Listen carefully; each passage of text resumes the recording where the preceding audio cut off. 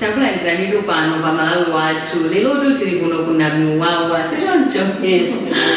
pano tili kuna miwawa cholinga chathu tikufuna tizathe kuona komanso kulawa nawo juisi wa Yoliyoli.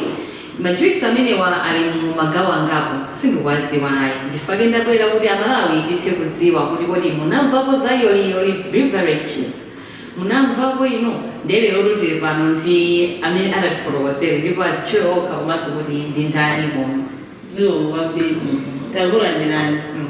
Ineyo dzina langa ndi Jini Kaduya Mrs. Williams. Ndine Malawi kubadwira kuno ku Malawi, mwana wa Nthakamumu ndithu. Ndine amene ndimapanga juisi wa Yoliyoli. Dzina la Yoliyoli chichewa chathu chenicheni chokometsetsa kwambiri. Chichewa chathu cha lero ndichokometsetsa kwambiri timapangira kuno ku Blantyre kuna miwawa ndituli.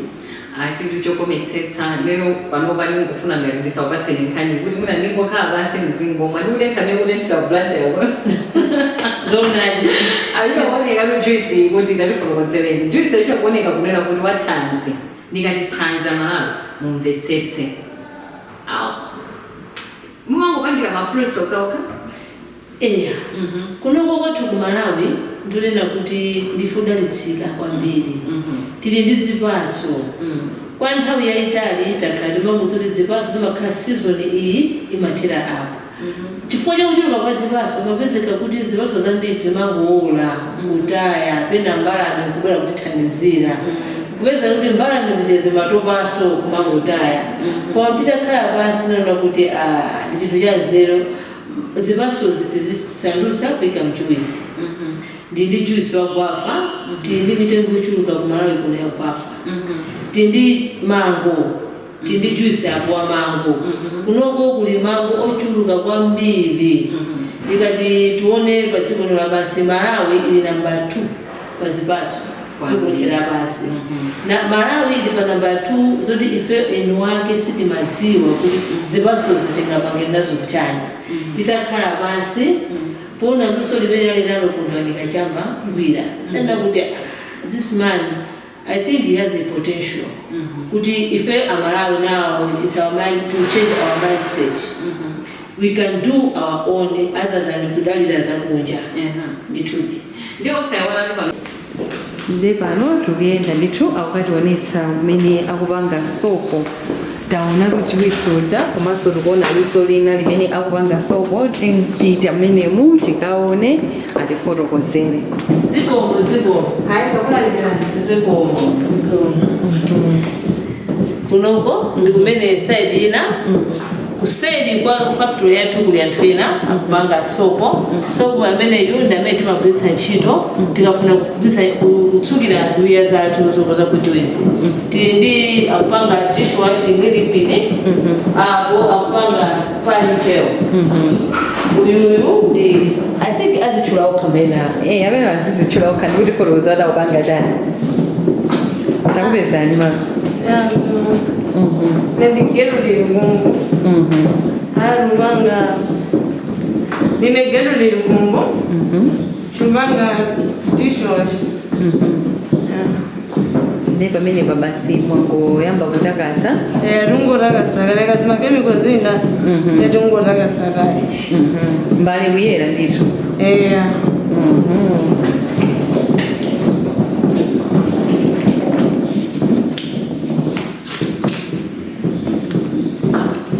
Wewe basi mwene ndi disho siso? disho.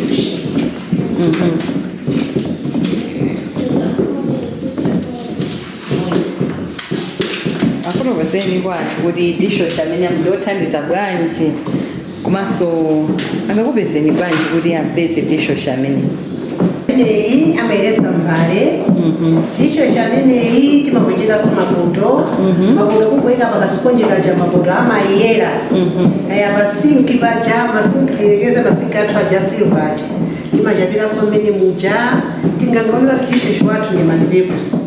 Faso taizina zanga matiko twabelewedwa drama zogulira hapiki timakenga sino kwajapira ntoileti. Mayera mbe. Boto limodzi limakhala bwanji?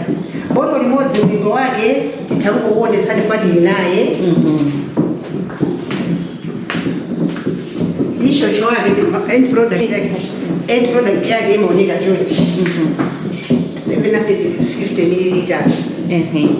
750 milliliters anganipeza atubatengo wa 3000 kwacha komano kama peseka swaza twena mafuna kupikula kuti nawo sakapeze phindu amina kugula kuyambira 10 kupita sogolo timapisa vasalini akumasowa kwambiri koma tiku anthu muli naye amene itu uyu ndoti mutakusira ana kunyumba azidzola sono uyu kabagi pezanti milomo timauma takaleta ngazi ndio mango kwa mukuvaka milomo basi kotana nazo komanso zonde mwiseza vasalini amene ndilumboli amene amaya amodzi mazoti makazi mai pena nditizikangalitira naketolo usambira ndikuwa chikamango kukakamira amaya amene anachilunduza okha sikuti ndili umbonondo wa imeya kuma customer akuti vasalini wanuti ndakuyelekezo mapaka tizikangatanga takuphaziku nango paka 4 days tizikangatapita ndiyatagula anayiwaliza watha usagulaso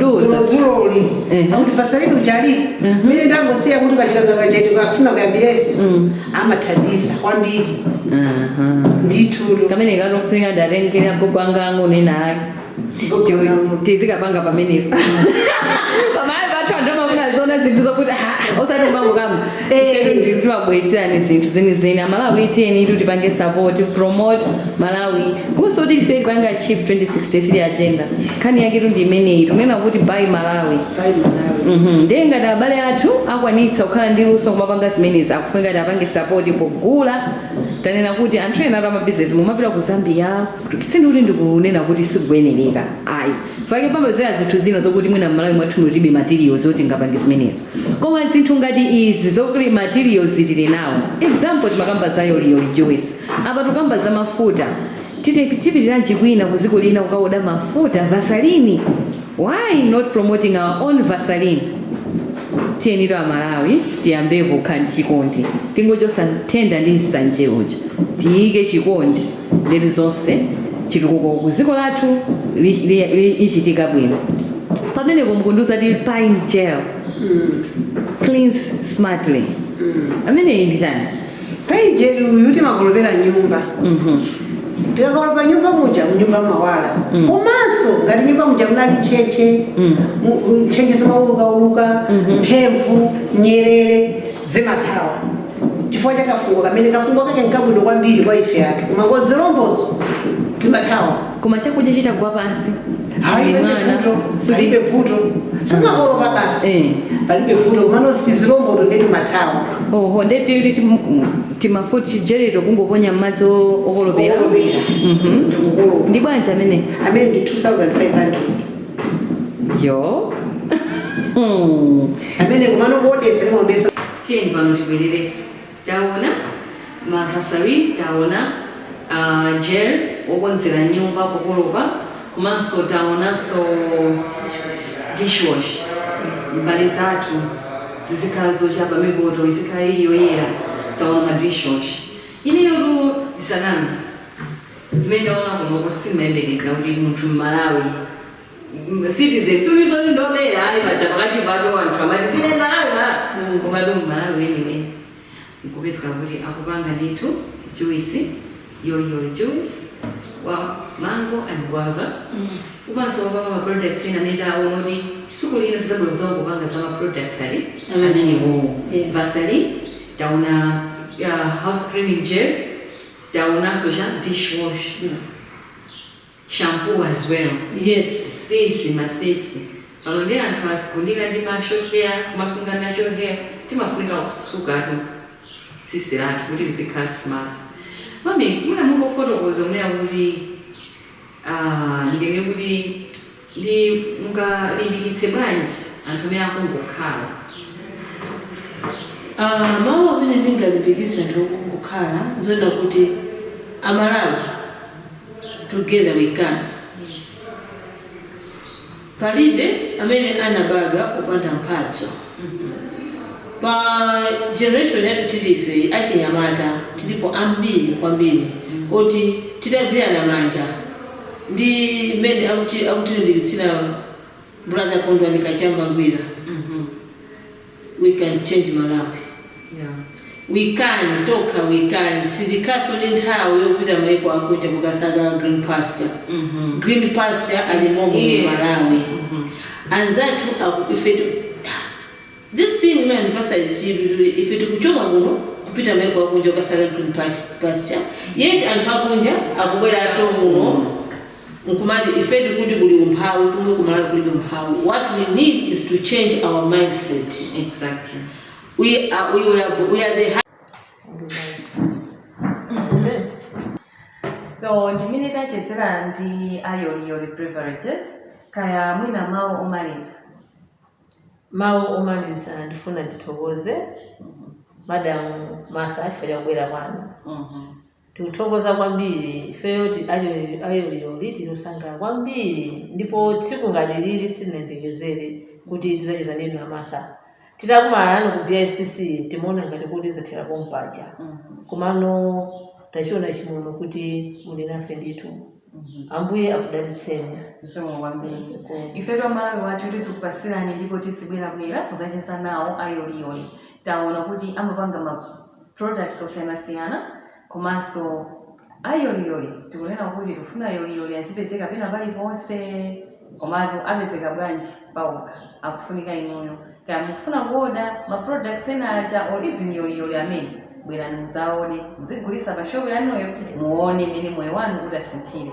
Komanso osati muzambogulisa nkumumwa. You can make a lot of testimonials. Yes. And you can do business better if you know the product. Yes. Yes.